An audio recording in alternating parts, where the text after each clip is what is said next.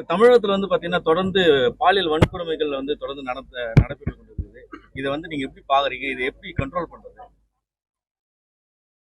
இந்த நிகழ்ச்சியை நீங்க பாத்தீங்கன்னா ஒரு கட்டத்துல ஸ்டேஜ்ல பேசுற ஒரு கலைஞர் ஒரு சில ஸ்டாட்டிஸ்டிக்ஸ் சொன்னாரு.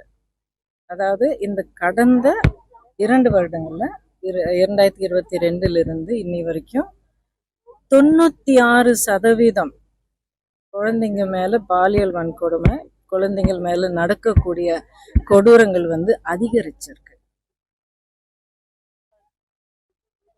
இது வந்து நம்மளை பத்தி, சமுதாயத்தை பத்தி, அதாவது மக்களை காப்பாற்ற வேண்டிய அரசாங்கத்தை பத்தி, ஆட்சி நடத்தும் அந்த அந்த பதவியிலையும் அந்த பவரோட இருக்கிறவங்களை பத்தி, மக்கள் மேல என்ன அக்கறை வச்சிருக்காங்க. மக்கள் மேல அக்கறை விட்டுருங்க.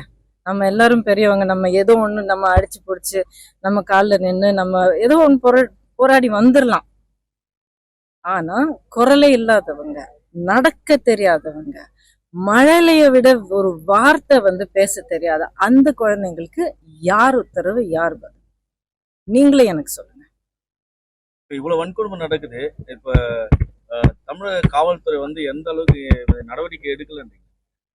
ஏங்க, ஸ்டாட்டிஸ்டிக்ஸ் உங்களுக்கே தெரியும்.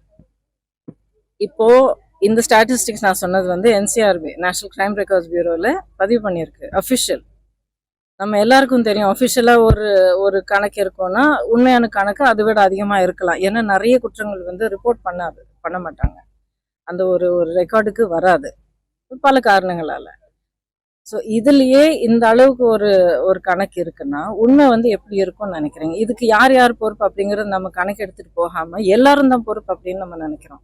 நம்ம இருக்கிற இடத்துல காவல்துறையாக இருந்தாலும் இல்லை பதவியில இருந்தாலும் இல்லை சாதாரண மக்களாக இருந்தவங்க யாரா இருந்தாலும் அவங்கவுங்க இடத்துல இருக்கிற அவங்களுக்கு இருக்கிற அளவுக்கு ஒரு ஒரு பவர்ல செய்ய முடிஞ்சது எல்லாமே அவங்க செஞ்சிருக்காங்களான்னு நம்ம கேட்கணும்.